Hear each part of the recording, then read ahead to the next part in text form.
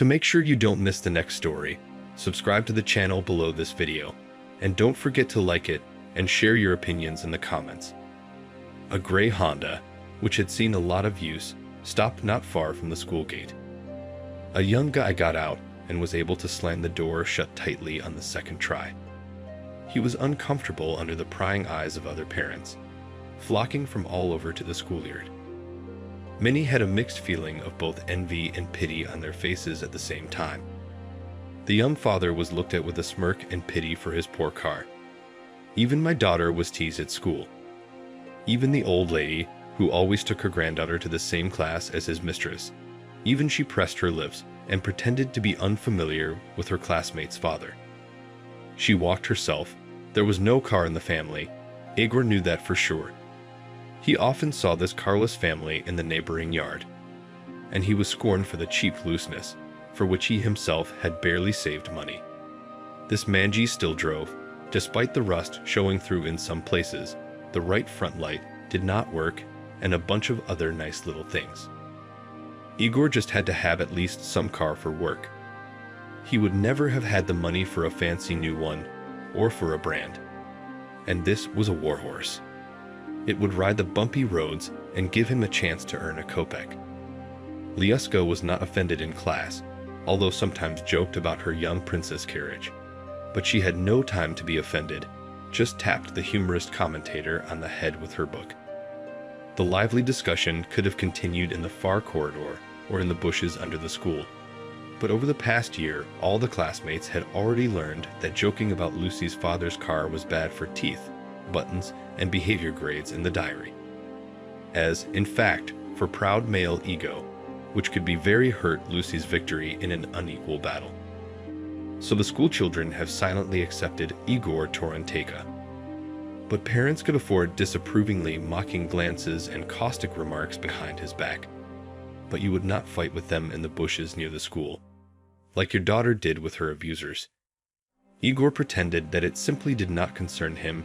He had a lot of other worries and concerns in this life. A year ago, Luca had a little sister, so now Marina was more occupied with her younger daughter, a sickly little child who needed constant motherly care. And Igor had to work for two, while his wife on maternity leave, and the number of mouths increased. Sarcastic remarks about his car were the most insignificant episode in his daily routine.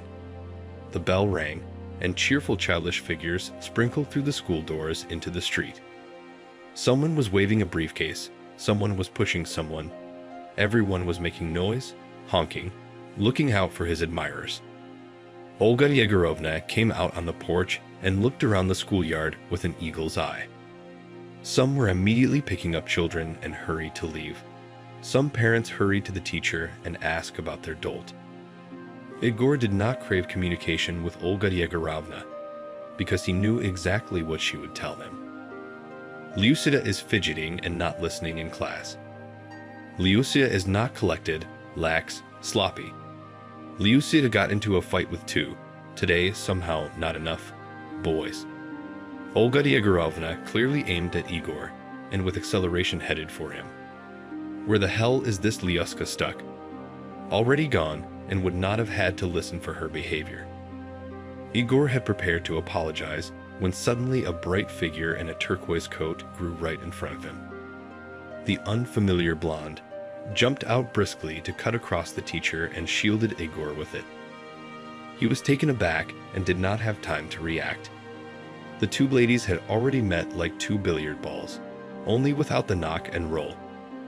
Olga Yegorovna was no less surprised than Igor by such unscrupulous interference in her plans. Olga Yegorovna, hello. I'm Nikita's mother, your new student. How did he spend his first day? Is everything all right? The voice of the turquoise coat was pleasant and fairly confident. Yes, that's actually what I wanted to talk to you and the father of another student about. The teacher still focused on Igor. Your Lyusia has distinguished herself again today. She got into a fight as usual with the boys from the neighboring class, and in the end, our new student got hurt. Why do you shift your faults to the children? Nikita's mother stopped her. If kids were fighting, it means you couldn't organize a friendly class. And moreover, you blame a girl for the fight. And where's my Nikita? Did something like this happen to you? Igor suddenly straightened his shoulders, felt the unexpected support of this new lady. He had already prepared to apologize, but she stood up for his daughter. Yes, and said to the teacher's face what all the parents have long wanted to tell her, but did not dare, fearing to worsen the relationship with the child. So where are our children? And what happened? Can you explain normally? Without slowing down, insisted the stubborn lady. Olga Igorovna blinked at such a turn of events. She clearly did not expect that she would suddenly dare to accuse her of everything. Parents always lowered their heads and apologized like stray dogs, promising to influence their children. This suddenly called into question almost the entire pedagogical process. All these thoughts were clearly read on the face of the teacher, stretched with surprise. The awkward silence was broken by the appearance of a strange couple at the school door. A tall blond boy was walking, evidently waddling, and under his arm was led Leska, the menace of the seas and oceans, and all the local brawlers. Both were disheveled in a way that brought to mind the rooster from the musicians of Bremen, plucked but undefeated. The boy looked guilty, and Leoska walked proudly, as if she had won an Olympic gold medal. And it looked like in weightlifting, because with her other hand, she was dragging 2 large school backpacks. The children and parents fell silent for a moment and stared at the colorful couple, while they slowly walked toward the teacher, all parents visible behind them. The boy was clearly embarrassed, and Leoska was already used to such scenes and reprimands in front of the whole yard. For 3 years, it had become a habitual ritual for her. Here are your heroes. Sort it out yourselves. The teacher waved at them and hurried away. The protagonists of the festivities approached unhurriedly. Nikita's mother stepped forward and took her son's backpack from the girl, while Igor, who was walking, did not immediately realize it, but then hurried to take both backpacks. The parents clearly weren't going to have a showdown in front of the whole school. The whole group walked toward the exit, out of the schoolyard. There was a bright blue car parked next to an old, beat-up Honda. It shone so brightly next to its rusty neighbor. By the color of the car, it was not difficult to guess who owned this cute miracle of foreign car industry. Earlier, Igor noticed the blue eyes of the new boy's mother and himself. And his jacket was the same Beaufort blue. That's right, that's their car. It beeped cheerfully and flashed its lights, turning off the alarm. The girl took her backpack from Igor and suddenly held out her hand to him. Nina, and this is my son Nikita. She introduced herself simply and calmly, as if she did not notice that Igor looked embarrassed by both Lucy's behavior and the pathetic look of his car, which many people laughed at. You'll excuse us, Lucia fights a lot. It's a pity that now it's also with your son. Dad, we didn't fight with him. I fought with other boys, and Nikita defended me. Only now my parents noticed that Lyuska continued to support Nikita's lies, even though it was no longer necessary. And anyway, it looked peaceful enough. There didn't seem to be any conflict between the two of them. Okay, we'll sort it out at home, said his father with a memorized phrase. He just didn't know how to react in such an unusual situation. There was no need to sort it out, so it was clear. The girl was bullied, and Nikita stood up for her. He's always been our main fighter for justice. Nina smiled, and that smile suddenly made Igor feel so warm and pleasant. No one had smiled at him for a long time. At school, Olga Igorovna always reprimanded him for his daughter's behavior. At work, he laid out 200% to get extra bonuses and premiums, then caused envy and displeasure more lazy colleagues. Well, at home for a long time, no one met him with a smile on his face. In fact, he did not remember it before. 10 years ago, Marina was his brother's girlfriend. Igor only looked at her and envied her. He had always only glimpsed her, noticed how beautiful she was. And then his brother was hit by a car, and Marina declared in tears that she was pregnant by him. During the family council, Igor and his parents decided that their grandchild should grow up in their family and not to be fatherless. Igor married Marina, but she did not love him. Not before Lyusia's birth, not after. She only demanded that he provided for her, earned, fed, and clothed her and the child. And he, as he was used to, obligingly took care first of the pregnant Marina, and then with a young mother with an infant. And when Lyuska grew up, nothing changed. Marina, always dissatisfied with everything, waited for him at home with reproaches that he did not earn enough money, that something was broken at home, and he never had time to fix it. She was so displeased with everything and was waiting for him at home, complaining that he did not earn enough money and that he never had time to fix anything at home, that he went out and drove around. All these years, she kept saying how miserable she was. Everyone has a family like a family, and she got such a good-for-nothing hubby. Igor had already forgotten about the beautiful femme fatale brunette with scarlet lipstick, which has so stirred his imagination. His long-held dreams of that beautiful woman had long since been forgotten. Real family life with Marina was so far from what Igor had once thought of her. Only reproaches and domestic scandals, the constant lack of money. No matter how much Igor earned, no matter how much he brought home, it was always not enough. He constantly felt like a beggar, even though he earned more than his colleagues. And they also had families and children, but they had enough for decent clothes and normal cars and holidays. All these years, only Lyuska was his soulmate. He loved his niece and brought her up as his own daughter. But so warm and easy on his soul had never been. And this strange woman just smiled at him, but somehow in a special way, as if she warmed him with her smile. And in front of the teacher, she stood up for him and Lyuska.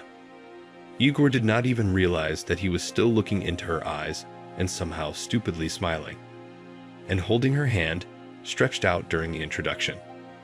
He hadn't let go of her hand and hadn't even noticed it. And she didn't take her hand away, kept smiling and looking him straight in the eye. So beautiful and elegant, so sophisticated and light in a halo of golden hair. Igor finally realized that he had been holding her hand for too long, and he hurriedly apologized and opened the door of her car in front of her.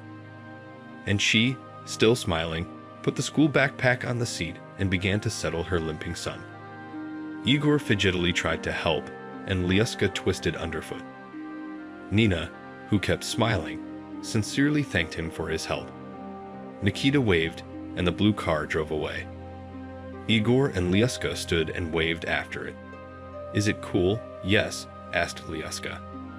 "Yes," Igor answered dreamily, though he did not understand whether the question was about the car or about its owner. "Well, tell us, what was the fight about again?" Igor asked Lyusia in the car on the way home. Lyuska frowned and said, "They said that we are poor people." "Okay, how did this guy get into a fight?" "Yeah, I don't know. I didn't notice. Except they hurt his leg. I bet he's going to have a bruise, and a big one too." "Who's the new boy? Did you meet him afterwards?" "Of course, we kicked the shit out of him. He's all right, even though he's a musician. He even seems to be an excellent student. That's what Olga and Gorovna said about him. He and his mom moved here, so he was transferred to our school." "Where did they move from?" "I didn't ask. The lesson had started." "Well, what happened in class?" "What work today?" "Nothing much. I got a good mark for my math homework last night, but nothing else, and they wrote in my diary about the fight." Lyusia summed up today sadly. She knew that her mother would scold her again, scold her father for not bringing her up well. The little sister would be capricious and crying, and her mother would pour her irritation on her father. Well, and Lucy for a fight can also get a lot, of course, she sighed heavily. The car drove into the yard, parked in its usual place, in front of the entrance. Lyuska reluctantly got out of the car and slowly pulled her school backpack. Shiso did not want to go home. Her father was in no hurry either. He checked something, moved it in the trunk, went around and looked at the wheels. When there was no other reason left, they staggered into the entryway. At home, they were already waiting. "You're going to be around your car like sleepy flies for a long time." "I'll wait a long time for you. The trash is not taken out. The house is full of things to do. They are out walking, chilling." On the doorstep, instead of a greeting, "Stinking trash can," Igor turned around and staggered back out into the street. Lyuska yerked into the room to take the books, and in the crib, grudgingly fidgeting little sister. If Lucy was blonde and gray-eyed, like Igor, the baby was a carbon copy of her mother. She had the same black eyes, thick eyebrows and eyelashes, curly black hair, and her voice was like her mother's, loud and perpetually displeased. Sometimes she had colic, gas, then she was teething. Then she was hungry, then she wanted to sleep or play. All the time in the apartment you could hear her discontented whimpering, crying to shrieks, whimpering all the time. The other kids were smiling, laughing, trying to say their first unintelligible words. But this baby wasn't even smiling in the picture, and was frowning and ready to cry, despite all the efforts of the family and child photographer. Lyuska at first happy little sister, and Igor livened up, but every day the joy thawed. Little girl and her mother were so similar not only in appearance and voice, but the atmosphere in the house, which they created, where they did not want to go after work after school. Other classmates rushed home, even with bad grades in their diary, but Lyuska took her time with good grades too. She knew that her mother would never praise her anyway, but she would always find a reason to scold her. Igor returned with an empty bucket and without waiting for the next task at once said, "The car stopped working and the left taillight. I need to urgently go to the workshop while it is still light." "What do you mean a workshop? Can't you drive without that light?" "It's not on in front, and you're driving." "I turn on the headlights in front, but there are no headlights at the back, and I'll be fined so badly for not having a working tail light that my salary won't even be enough." Igor tried to explain to his wife the urgent need for repairs.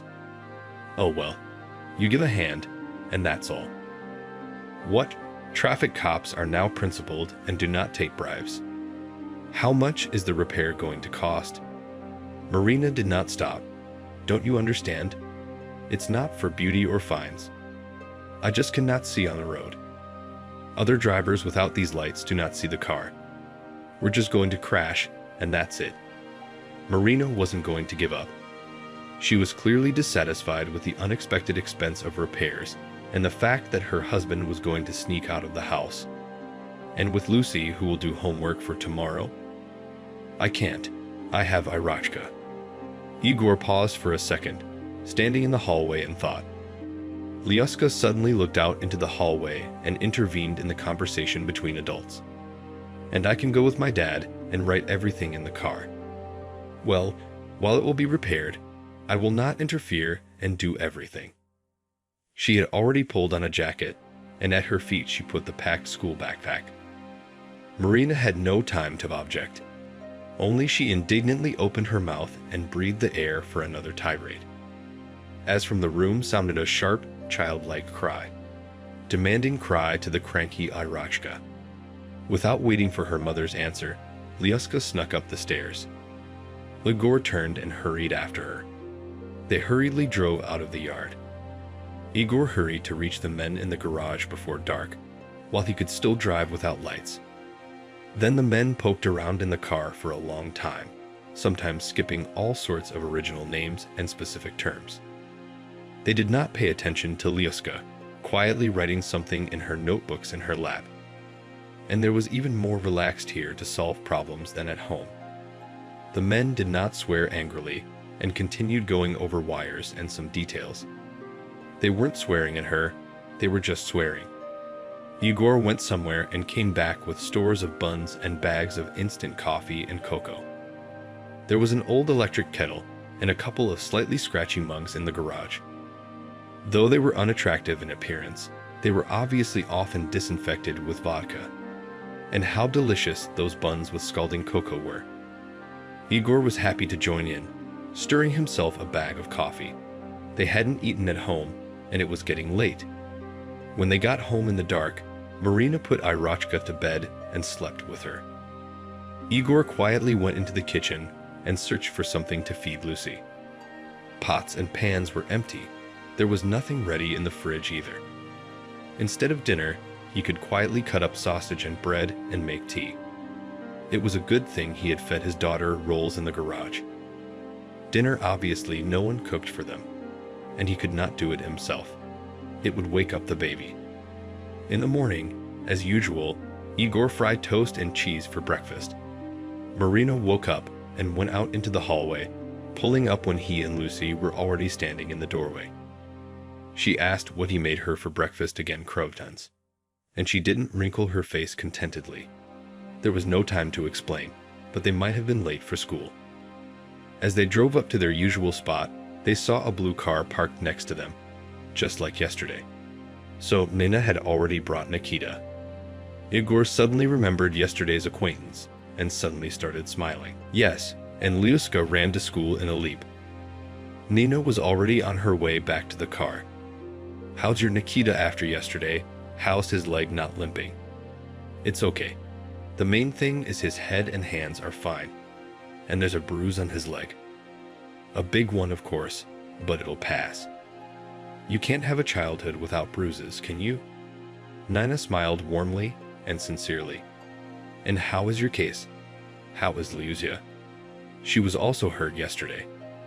Nina was really worried about the girl, whom yesterday morning she did not even know at all. "Yes, she's fine. We spent the whole evening in the garage fixing the car, so she helped me and had time to do her homework." Unexpectedly, he confessed to her about yesterday's adventures and about the hollowing out of his shoddy car. Only he did not admit that he had been thinking about her all night. And at night he lay there for a long time and saw her blue eyes before him, her golden hair, her soft smile. Even at night, he dreamed something about the figure in the turquoise coat. And in the morning, he woke up unusually cheerful and alert and hurried to take Lucy to school. And he himself thought, wondering if he would meet her now or not. "Have a good day. See you after school." Nina smiled goodbye and went to work. Igor had to hurry too. He had a long trip planned today. He might even be late to pick up Lucy after school. She usually on such days sat near the duty officer in the school lobby or there on the windowsill did her homework, so as not to stay home late under her mother's reprimand. The car would not start. The ignition didn't work at all, so the problem wasn't the battery. He opened the hood and tried to do something, but quickly admitted to himself that nothing would work without professional help. He dialed the same familiar garage mechanics and outlined the situation. In 20 minutes, they were already towing his car to the garage for repairs. He had to go to the car market for parts. Ivanich gave Igor a ride home for money at the old car market. He went up to his floor and quietly opened the door. It was quiet in the entryway, so Marina and the little girl could rest. When Irochka was awake, her cries and screams could be heard on the first floor. The apartment was really quiet, but then he realized that this was not quite the case.